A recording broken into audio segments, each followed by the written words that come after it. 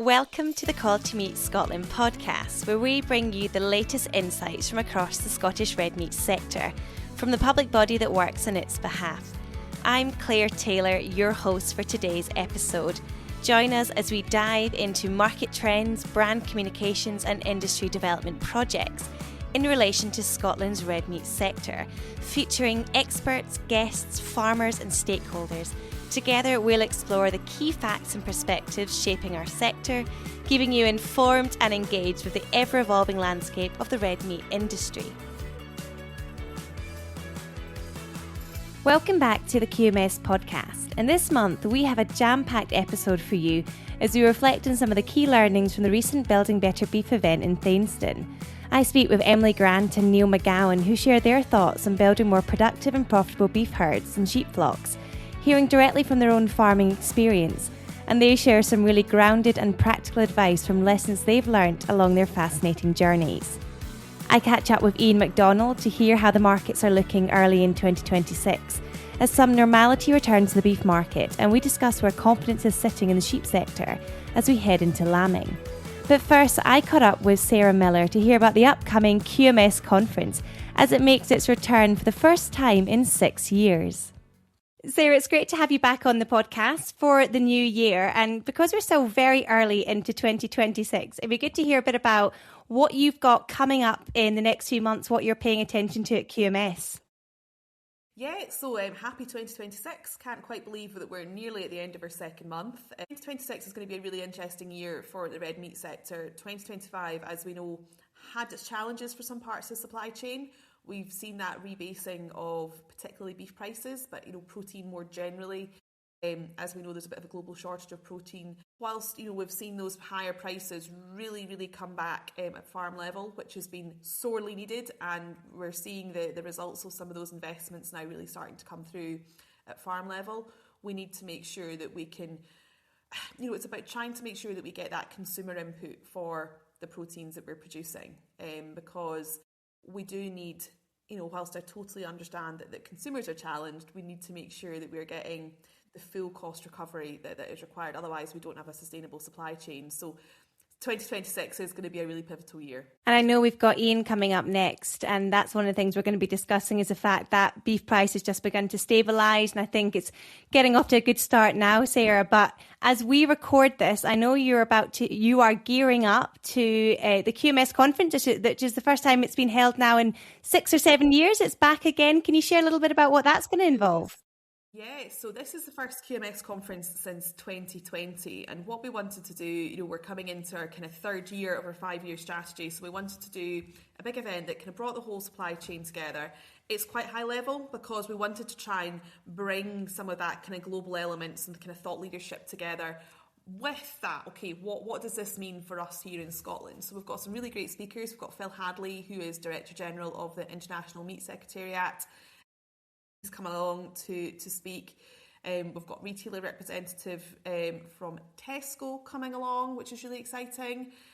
Leslie Angray from World Panel by Numerator, as well as the likes of the Cabinet Secretary, Nicola Wordy, who farms up in Aberdeenshire. So it's one of these conferences where there's something for everyone, but it's not just going to be about it's not going to be about coming along and finding out how things that might help you on your farm. It's going to be a much higher level conference about where Scotland fits in that kind of global red meat sector and how what's going on in that global red meat sector impacts us here in Scotland, because that's the thing in my role that I often say I'm quite privileged to kind of see and hear. And what the team wanted to do was kind of bring some of that perspective back to Scotland and also kind of demonstrate how it shapes some of the activities that we do here at QMS. It'll be great to have you back on in maybe a couple of months, Sarah, and to reflect on how that goes. And it's great that you've got this conference. Like you say, it's a big picture. We've got Emily Grant and Neil McGowan at the end of this episode. They're going kind of right into the nitty gritty about the recent beef event and talking about the lamb sector and a bit about the kind of what's driving productivity, sustainability, so having these different types of events. But even just for yourself and speaking to your members, obviously we're going into a very busy season, Sarah, as well. What's everyone feeling like? What's the kind of temperature check outside? I think it's I'm going to say it's a game of two halves, and what defines that half is where you are in the country. So where I am in the northeast, just north of Dundee, we have had an incredibly wet start to the year. And just further north to us, the northeast, Aberdeenshire, have had an incredibly wet and cold start. They had, pretty much the first 11 days of January 2026, they were under significant snowfall, and it pretty much hasn't stopped raining since. So conditions have been challenging, and I know that's something that we farm at home as well. Feeling very sorry for lambs outside at the moment. So we're really looking for spring to make an early appearance so that we can get on with some field work. And I think that's kind of just muting everyone at the moment. Whereas over in the west, it's not been quite as wet. As a Westie girl, I know that you're never allowed to say that it's not been wet, because there's levels of wet. But definitely when I go back to my home farm in Lanarkshire, it's not been quite as wet as it has been here on the east coast. So hopefully that sets them up for a better lambing, and we're in the middle of the kind of peak calving period as well at the moment. So I think everyone's just looking for a bit more dry weather and a bit of an early spring. And it was really interesting. Kate and I were down at the NFU conference in Birmingham this week, and we had a presentation and from Professor Tim Lane. And he's done this amazing study on resilience in the UK food sector. And he talked about this concept that's really resonated with me, that at the moment we have a lot of just-in-time production systems. But actually, how do we move those just-in-time production systems to just-in-case production systems? And I think, taking that kind of thought piece around, okay, what are some of the differences between just-in-time and just-in-case, really start to make you think about how, even here on the family farm, how do we adjust to some of the shocks, whether they're weather related, and like I said, just had some very wet weather, or whether it's animal disease. How does that mindset shift help create more resilience on farm? And Sarah, just before you go, I'm looking at my calendar and thinking probably the next time I'm going to speak to you is going to be really reaching the end of the campaigns leading up to the election. Just thinking, busy springtime coming up. Are we going to be seeing politicians going out into farms, a big drive in rural areas? What are you sort of hearing on the ground about that? Well, actually, funny you should mention that. One of the big activities that QMS has been doing over the last 5 months is running a series of, I'm not going to call them workshops, but we've basically invited every MSP, MP, councillor and candidate onto farm all across Scotland. It's been really great to get some new and fresh faces out into the kind of rural parts of constituencies, because I think sometimes politicians can sort of not pigeonhole themselves, but they can sort of leave the farming stuff to the farming MSPs and MPs. And we can't forget about councillors and all this, because particularly around decisions around planning, for example, councillors hold so much decision-making power, but they're so often forgot about as a kind of layer of engagement. Kate, our chair, and Louise, our external affairs manager, have done an absolutely fantastic job engaging with these parliamentarians and prospective parliamentarians and giving them a kind of early engagement around what the needs of the red meat sector are. And we've done this in partnership with the other stakeholders, including the Institute of Auctioneers, the Scottish Association of Meat Wholesalers, the National Sheep Association, the National Beef Association, the Scottish Beef Association. So, working in partnership to make sure that our decision makers are engaged is really important to us. And hopefully, when we see the new intake of MSPs coming through, that stands them in good stead to make good decisions that can help positively influence our growth opportunity in Scotland. So interesting hearing the engagement that's been going on. I know in our last episode we really delved into the careers campaign. There's so many things that are ticking on in the background. And Sarah, best of luck with the conference. We look forward to hearing how that goes in the coming months. Perfect. Thanks, Claire. Now let's hear from Ian McDonald what's happening in the livestock markets and what we can expect in the months ahead. Ian, it's great to have you back on the podcast, and this is the first time we've spoken on the podcast in 2026, so it'd be great to have a little bit of an update on what's been happening across the livestock markets at the beginning of the year. Okay, yeah, 2026, it's, as usual, never dull. Beef market, so things have been drifting lower for finished cattle.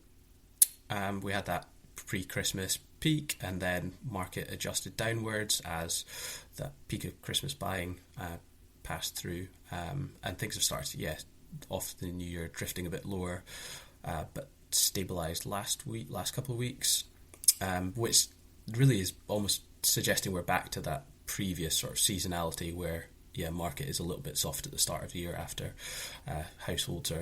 their budgets are a bit squeezed after Christmas, and we also have high cattle supply at the start of the year because our spring calves are at peak slaughter age now. So a lot of cattle about.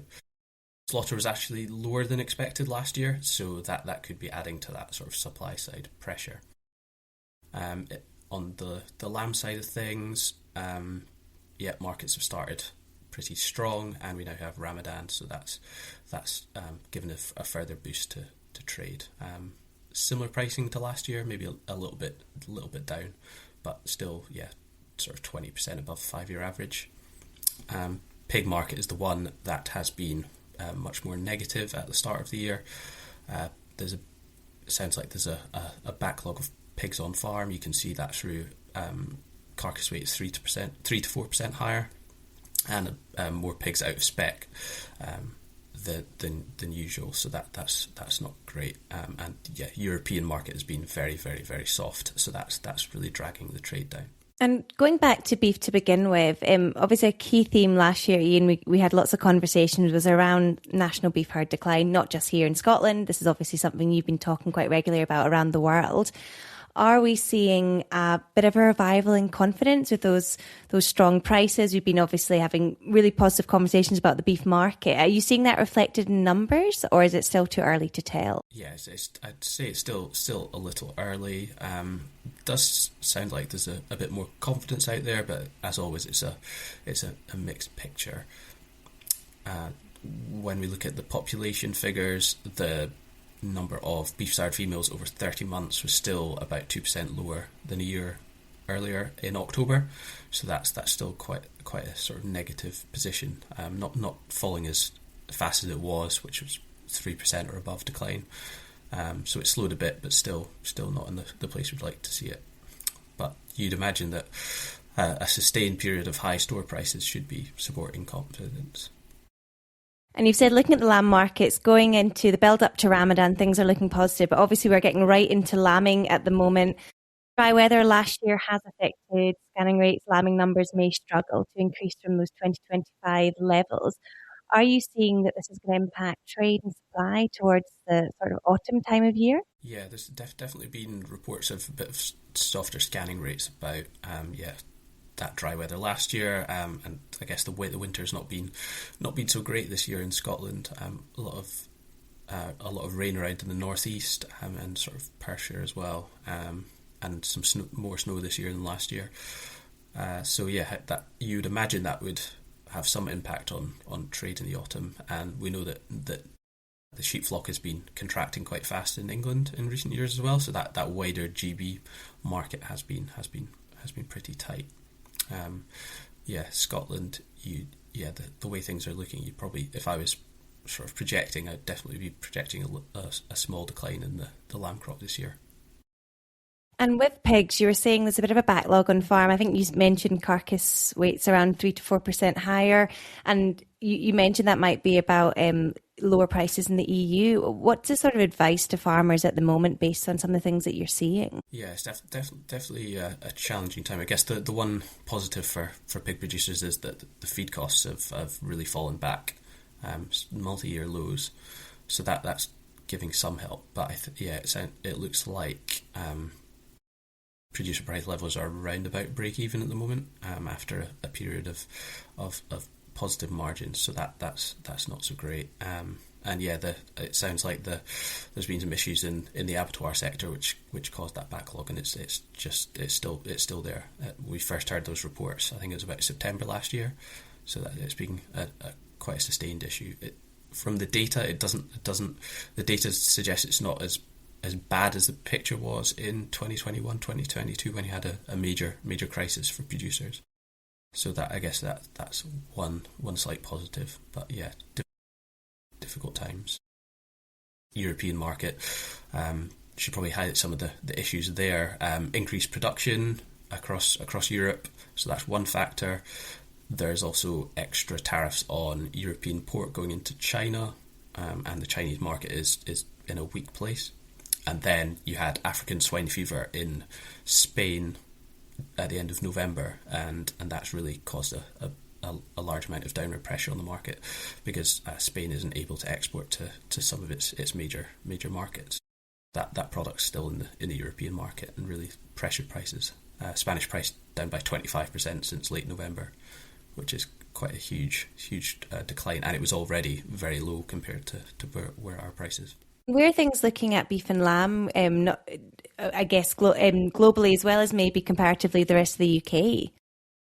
Yeah, so at global level, I think everyone's expecting that sort of tight picture to possibly even sort of intensify on the beef side this year. We've had you'll know all about Australian production, Claire, but yeah, it sounds like it might have peaked and is maybe starting to fall back. I think that's where people are projecting. I think Brazil, their production may have peaked and is expected to fall back, and they've kind of been offsetting really difficult picture in America. And American production is expected to still be low this year. So yeah, that overall global picture looks kind of the same on the beef side, very tight. On sheep as well, I think New Zealand maybe had a better lambing than expected, but they're not really expecting any increase in production. Yeah, I think Australia expecting that to have passed their peak for lamb production, so looking fairly tight. European sheep flock is declining, so yeah, Europe is set to be tight as well, I think. And just sort of moving ahead into the next few months, obviously we're going into lambing, we're going into calving, hugely busy time for farmers. What are you going to be paying attention to over the coming months that's going to be really relevant to farmers listening, Ian? Probably the first thing that springs straight to mind is weather, because that obviously has a major impact on the success of things. Yeah, last year was really good, so it's hard to see that being repeated. So that's the major thing, and I guess just continually paying attention to consumer demand. Obviously, on the beef side, the volume of demand has fallen quite sharply because the way the price got passed through to the consumers. They had to sort of see a 25 to 30% increase in retail prices. That's a challenge. But you'd imagine we're now a year further on. Hopefully, the market will start to adjust, and spending has stayed strong. On the lamb side, I think we've had really, really good demand the last couple of years. So just hoping that can be sustained. Great, thanks so much for your updates, Ian, and we'll be speaking to you very soon. Thank you. In our final discussion today, we're going to be delving into QMS's Building Better Beef and Lamb supply chain events. I'm joined by two individuals who are extremely well placed to talk us through some of the key learnings for farmers and to share their own experience around building productive, profitable and sustainable livestock systems. Emily Grant and Neil McGowan, thank you so much for joining me on the podcast. Can I begin by asking you both to introduce yourselves to listeners and your connection to the QMS events? Emily, I'll come to you first. Thank you, Claire. Thanks for having me. My name's Emily Grant. I am a sheep farmer. I'm also now just at the stage of becoming a crofter as well. There's a bit of a move on. And I'm also an independent consultant. So I work with farmers looking to improve their profitability of their sheep or beef systems, predominantly through pasture management, but also just looking at businesses as a whole and finding sustainable, which includes financially sustainable businesses. Wonderful. And there's so much we're going to delve into there, even maybe you becoming a crofter, Emily, as well. But Neil, can you introduce yourself as well, please? Hi, Claire. I'm Neil McGowan. We farm here, part of a family business in Inchich, which is on the sort of Perthshire Angus border, where we keep sheep and suckler cows. And my involvement with the event, I guess I spoke on a very miserable day at Thainston on the beef day, and we had I led some of the beef workshop sessions. And we had a good chat there about building the beef cow and the beef herd of the future.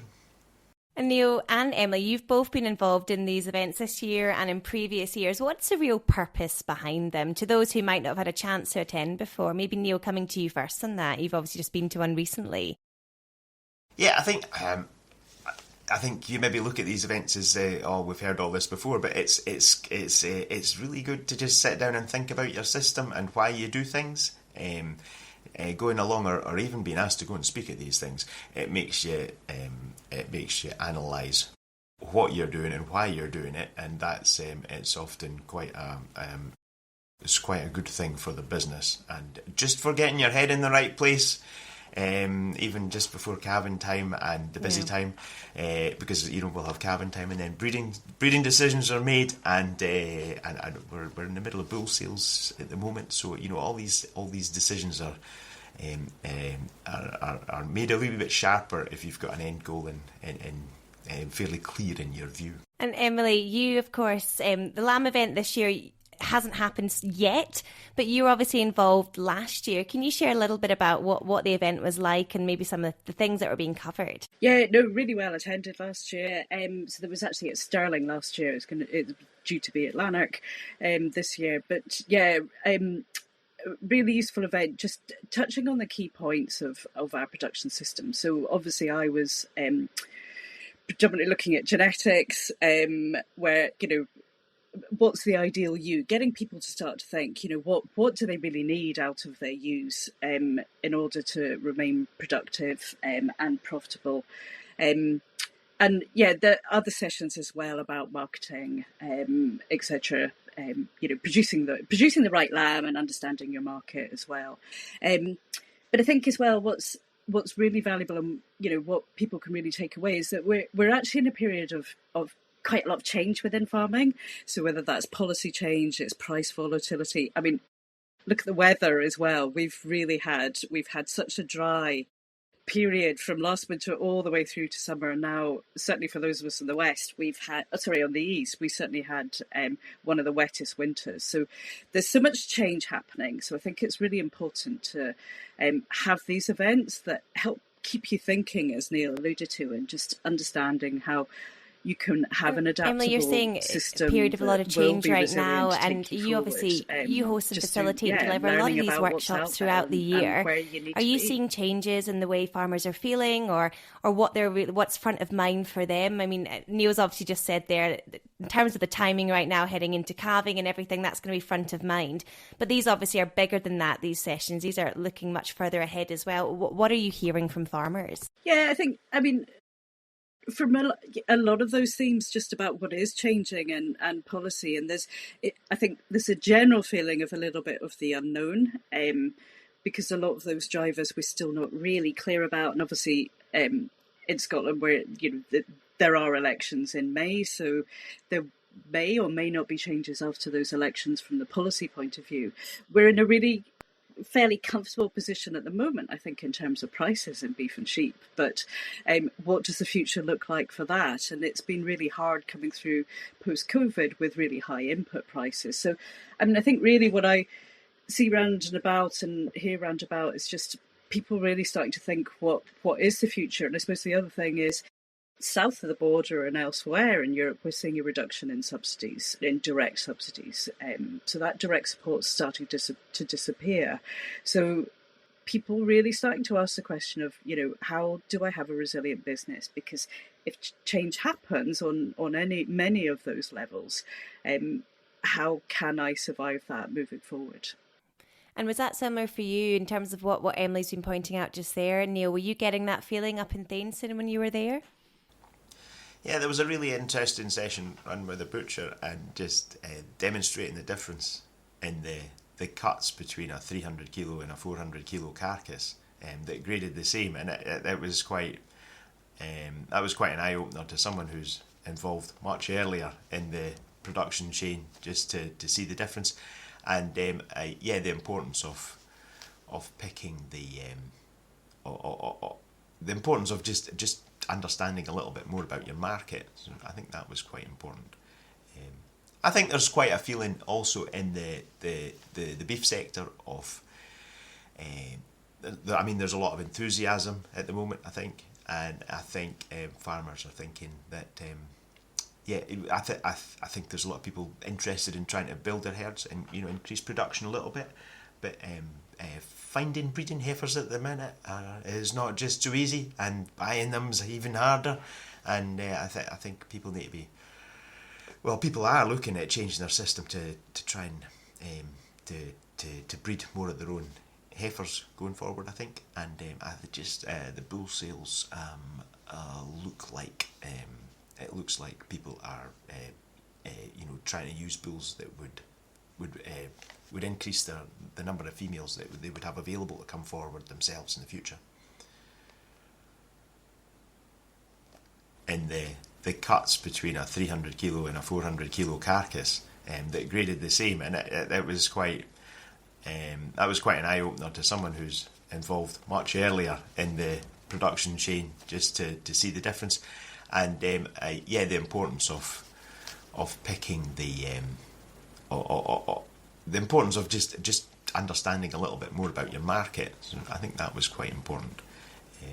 I think there's quite a feeling also in the beef sector of there's a lot of enthusiasm at the moment, I think, and I think farmers are thinking that I think there's a lot of people interested in trying to build their herds and increase production a little bit, but finding breeding heifers at the minute is not just so easy, and buying them's even harder, and I think people need to be.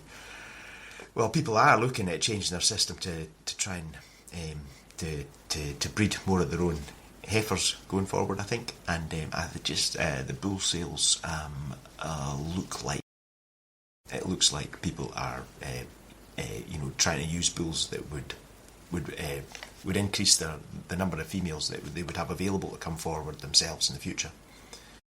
That's interesting as well, because only a year ago QMS itself launched the campaign around increasing the herd numbers here in Scotland. But that it's a global picture, declining herd. So it's great to hear that there's a bit of confidence and people are looking to be increasing that. And it's interesting what you're saying about the butcher demonstration. That's obviously a bit later in the process for you, Neil, and hearing that. I guess that's one of the good points about these events is that collaboration, bringing together different stakeholders across the supply chain and taking the animal through all the way. Is that one of the big parts behind it, is connecting all those dots? Yeah, I think so. That was one of the most enjoyable parts of the day for me, was just sitting down, and we had quite a good, frank conversations between the what do you call it, the people that turn up to these events, the delegates, I don't know what you call them, the farmers that were in the room, the guys that were in the room, the guys who were, everybody was there. There was we had store calf producers, breeder finishers, and finishers, butchers, and auctioneers, and so just to get the other perspective and sit down and have an open and frank discussion about it, was a lot of these issues was really enlightening, I think.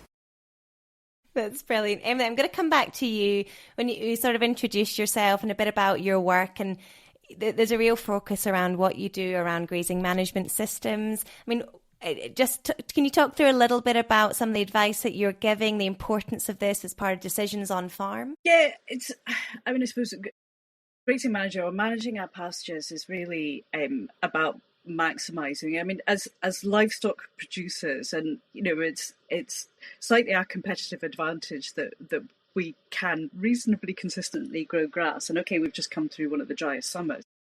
It's between it and the animal itself, it's what drives our profitability. It's the key thing. We take this free energy via photosynthesis and we convert it into meat. And to really optimize systems, to not be so reliant on inputs which have become really pretty expensive, such as fertilizer and or supplementary feed.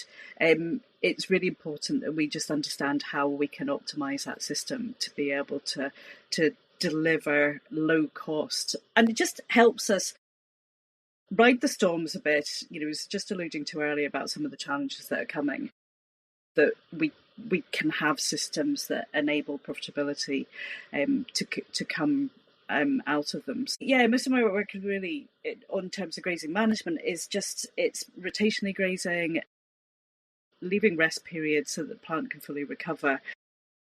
And certainly when I used to work for QMS, when I was doing the grazing groups, we saw some really phenomenal results with some of those people who are in the groups. So just to give a rough idea, that it can undertaking, using grazing management, you can grow 25, maybe even 30% more pasture just through managing it slightly different. So if you think and imagine what difference that could make to your farm in terms of it being almost 25 to 30% bigger, it's pretty phenomenal. And over the last couple of years, a lot of the focus has shifted a little bit more into using our pastures for reducing costs, and particularly in cattle housing over winter. So the idea of using deferred grazing, so setting up areas that can support cattle over at least until perhaps December time into the new year, places where we can really use deferred grass to enable people to have a lower cost winter by reducing the housing period. And also, not only does it makes use of that land resource really well. Our suckler cows are ideal to be able to go off in that early part of winter, munch away on some reasonably rough stuff and not have a negative impact on production. So there's great opportunities. And yeah, I know we have just had one of the wettest winters that makes that really more challenging, but it's about being aware of those solutions that are available to you and maybe having plan Bs as well. But it is possible to do this and just help reduce costs. And Neil, you were obviously talking a little bit earlier about choosing the right cow to fit your system. Emily's talking there about some of these hardier breeds they can really suit that kind of deferred grazing model as well. You're both very involved in the genetic side of things. Neil, for you in terms of selecting the right animals for what you're producing in your farm, can you share a little bit about what decisions that you're making based on this? I think I think we've sort of tried to look at. I guess we've tried to look at our the markets that we're trying to target, and the farm itself and what's working on the farm. We're lucky to have a little bit of ground that can support cows even in the wet. It's just rock, pretty much, and so we can outwinter a bit of some of the cows anyway, and so I think a lot of it is finding the cow that fits both the environment that we've got and the particular market that we're looking at, and trying to get that cow into sort of balance with that somehow.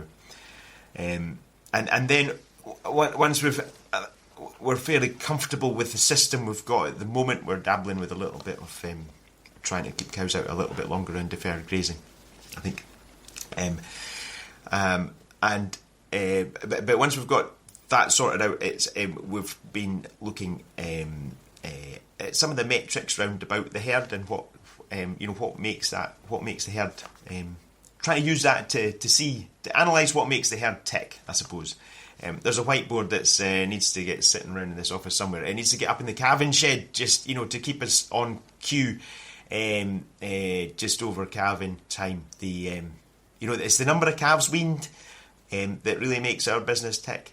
I think we've worked out a weaning percentage, and it always seems to be just somewhere about average. It's quite difficult to make a right go of that. There's always something goes wrong somewhere along the line, and so the weaning percentage figure is it's an interesting figure for us, but it's the number of calves that we sell at the end of the day without making any major changes to our system that makes a big difference. I think having another pen of 8 or 10 calves to sell in the springtime would make a big difference to our bottom line, I think. So in our own system, it's how can we fit in another 8 or 10 cows that are then productive cows to sort of probably just spread these fixed costs that are ever increasing. That's kind of where we're going.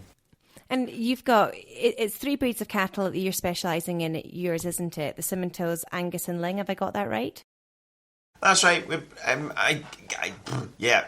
Ling cows suit our environment very well. They are happy here. They spend most of their life thinking life's a dream and just getting on with it. They flesh up very well. They get in calve easily, and they rear a fit calf at the end of winter with a good bit of condition on their back that we can then use a little bit to cheapen the winter. But we match them with a Simmental bull to try and meet the market a little bit sweeter probably, and sell some breeding heifers. And the Simmental and Angus is more about trying to produce bulls. I think I see quite a strong future in the maternal bull market as people increasingly become aware of the cows that just keep churning out a calf and cause few problems in herds. I think these are the cows that are these invisible cows that we all ignore because they're not very fancy looking, but they just keep doing the basics right all the Real time. performers. They're the ones that make it work, aren't they? Yeah. And Emily, can we hear a little bit about your system? Obviously, you've got your own flock. What are you selecting for? What's happening at your end? Yeah, so I suppose I've been operating a slightly different system over the years. And originally, we were working with Innovis, producing Abermacs and Abertex rams for them. So really, that's about forage base. So Innovis, so we obviously work in partnership with Innovis, and their role was really sort of the recording and the marketing. We were producing the rams for them. And that's about forage-based systems. And I think, when we talk about genetics, it's one of the really important parts of genetics is to be able to buy breeding stock from a system that's pretty similar to yours, because then it gives you that confidence that that's going to work in your system. And it's great to hear Neil talking about his cattle in that way as well. And I think, the principles of breeding is still the same whether or not it's cattle and or sheep, and what Neil just described there in terms of beef it is absolutely the same as sheep, and lambs weaned is really important, and having maternal type ewes that are easily fleshed are really important factors in having this kind of fundamental profitable system. So we were producing with them, and then we had a slight change, and then I was shifted to focus into being a growing unit for Innovis. So we around about October, November time, ram lambs from all the different Innovis breeds. So if you don't know about Innovis, there's a lot of composite breeds that they supply. So by composite, I mean most of them are actually crossbreds. They have 2 or 3 original founding breeds. So for example, Abermacs was Charolais cross Texel, effectively. So these breeds, you're maximising genetic potential from forage-based systems. So that's partly why we'd got involved with Innovis in the first place, because it was really suiting the system that we were running originally with mostly Texels within it. So we were doing that for a few years, and then having an on-farm sale where people would come and buy whatever breed they would need. So I would have all the mixes of breeds here. So I would have the terminal breeds here as well as maternal breeds. So we used to run about 180 head of ram lambs here, and just take them through to a shearing stage for the sale, which was great as well. And again, just on that pasture-based system. So here that was just silage over winter and grass, deferred grass initially, then into silage, and then just purely back onto deferred grass. So it's great. But as I maybe alluded to earlier, there's another slight change on. So my husband and I are actually in the process of selling up and moving north. So we've actually bought an amazing woodland croft very near Aviemore. So it's going to be all changed because we're actually going cattle. It's cattle country up there. It hasn't it's only been had limited grazing over the last 10, 12 years.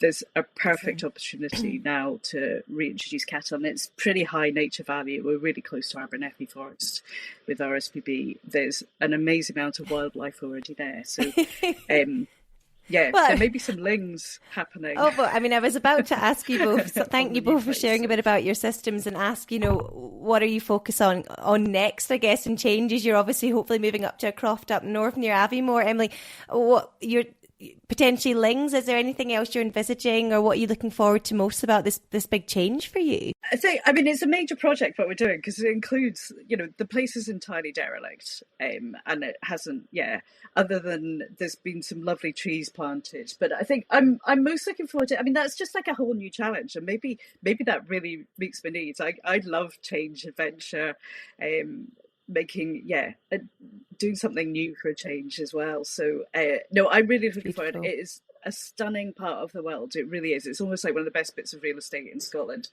And I think it just matches where as well where we kind of need to get to in farming, hopefully. So there's that really nice mix of environment, productivity as well, having the right cattle or having the right livestock that fit the system. So a whole new learning curve, and also the fundamental important things of farming and crofting in Scotland as well. It's about community, and the little bit of culture behind that as well. So what an exciting new adventure! We're going to have you back on to hear how that foray into that is gone. Neil, what's kind of catching your eye? What's your main focus in the months, maybe early years ahead? I guess we've spent the last maybe 8 or 10 years in it. I suppose into the future, continuing that would be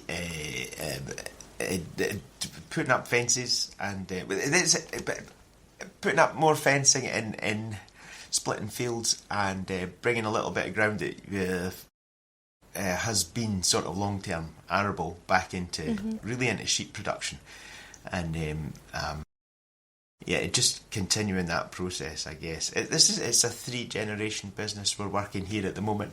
The original generation weren't here earlier in their lives. We came here as a family about 20 or 30 years ago, I guess. And so we find ourselves putting in fences that 50 years ago were being pulled out. So we're reinstating these, which is it's quite handy. We're not on the same farm probably. And the next generation are away from home at the moment, with plans to come home and educate us in bale grazing and things like that. So I can see more of a push into that. But I immediately probably just trying to sneak up cow numbers a little bit. Keep ewes. Having ewes and lambs, or recognising that ewes and lambs probably have more productive capability than suckler cows, and probably barley at the moment, they're better than combines, and getting them onto that ground and using them to make the most of our most productive ground, I think. They're like little dairy cows, they're really productive little things. Well, I guess I'm going to ask you both. I've asked you both about your own sort of plans, ambitions, but even taking out a bit of a crystal ball, looking to the future of beef and lamb, bringing it back to these events and what's front of mind. Maybe again, I know we've really talked about having the right animal to the right system and the right climate. But for both of you, if you were to look at beef and lamb and what success might look like in the next few years, what should people be really thinking about? What would you both say? I mean, maybe Emily, I'll come to you first in this one. Leave Neil a couple of minutes to think. Yeah, I mean, what does success look like? I think it feels that it's about having really adaptable, resilient businesses moving forward. And I mean that on so many levels as to the changes that are happening, including the climate. And I think the way to do that is to have a real long, hard look at your system and really, look at what are your strengths, weaknesses at the moment. You know, we've, as I said, we've already been through some pretty high input prices. As I said as well, we're lucky enough that at least the output prices are there at the moment, which certainly help. But just to ask yourself the questions, you know, the what ifs question. So, and what if subsidies are to reduce, or the focus becomes so shifted onto environmental management payments that, you know, how might that impact on your business? Can your system manage in these weather challenges that we're throwing? And I think really, probably the best way around that is just to adopt that real business skill set and have a look at what are your strengths and weaknesses, what are the opportunities coming forward, and what are those threats. And it will involve a slightly different skill set. Understand your numbers. And Neil's alluding to having a big whiteboard in a carving time, and it's little things like that. Yeah, it's just having we're now at the stage where you really need to scratch beneath the surface to really see what operates well in your business, and how do you capitalise it? What becomes your unique selling point? How are you utilising your resources most effectively? And by your resources, I mean your land, the productive capacity of that land, and your labour, because labour shortages are becoming an issue of finding really good labour. So how can you do it? Getting bigger isn't always necessarily better. There may be a solution that works for you. And just, really thinking about the system as a whole as you move forward. And going and attending events like these that are run, because it just helps. Even if it might not be right for you at the moment, it might be right for you in the next couple of years as you move forward. So, utilising the best or genetics that will perform for you. Because at the end of the day, those calves or lambs weaned or making it all the way through to the sale are fundamental to you still being where you need to be. Oh, I think there's some great... So, I think the great messages there. And I think you're saying there, doing that audit on yourself and your business is so important. And attending these events and being aware of the changes, whether that's hearing from across the supply chain and what's happening, because you often be so focused on one side of the business, you're not seeing what's happening across the dots of the supply chain. So it's, I think, some good messages in there. Neil, yourself, what does success look like for beef and lamb? What's your wisdom? Well, I don't know what my wisdom is, but I think I'm just thinking here, thinking, I think in Scotland we're really proud of our stockmanship, and I think we're really good at stockmanship, and I think that's it's something we've got to. That's one of our strengths that we've got to play to, perhaps. But I do think we're maybe a wee bit guilty at seeing stockmanship or seeing stockmanship as working hard to make the most of the cows that you've been given, sort of thing. And I think we need to learn to make more, to shift that round a little bit and use our stockmanship skills to make our cows work better for us. I think we need to get into that a little bit better. And as far as the herd goes, that's I guess with cull values the way they are, we've all learnt a wee bit. It's become a lot healthier, or it's become a lot easier to cull out the ones that are the problems, because all of a sudden they're worth a lot of money, and we can grade up our cows. We can up our quality of our herds quite cheaply, I suppose, for a good time. And in terms of the individuals, it's just the individuals within the herd. It's their ability to pick the right ones for the right reasons coming in.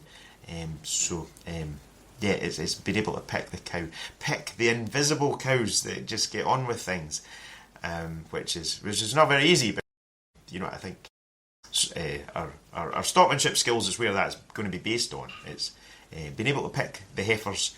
It's being able to go into a pen of heifers and not say, well, I'm picking the biggest, fattest ones with the biggest back ends, but pick the middle of the road ones that are not the small ones, not the big ones, the middle ones, not the ones that are trying to jump the gates, and not the ones that have already got bad feet. The ones that are going to just fit in and have good mothers and look like they'll be functional and fertile and robust cows with good temperaments that will last a long time, and these kind of cows will stick with us for a long time and pay the bills.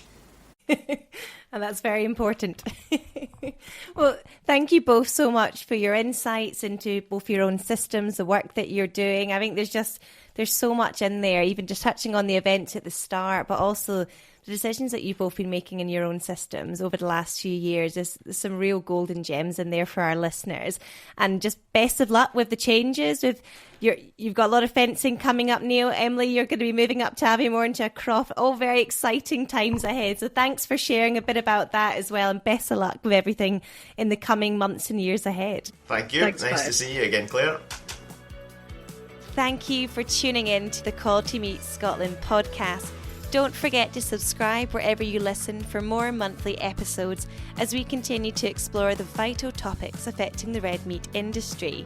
If you want to stay updated with the latest news in our sector, be sure to sign up for the weekly QMS newsletter by emailing info@qmsscotland.co.uk. Join us next time for more insights from experts, farmers and industry leaders. But until then, stay connected with us on our social channels and keep up with the latest news from Quality Meats Scotland.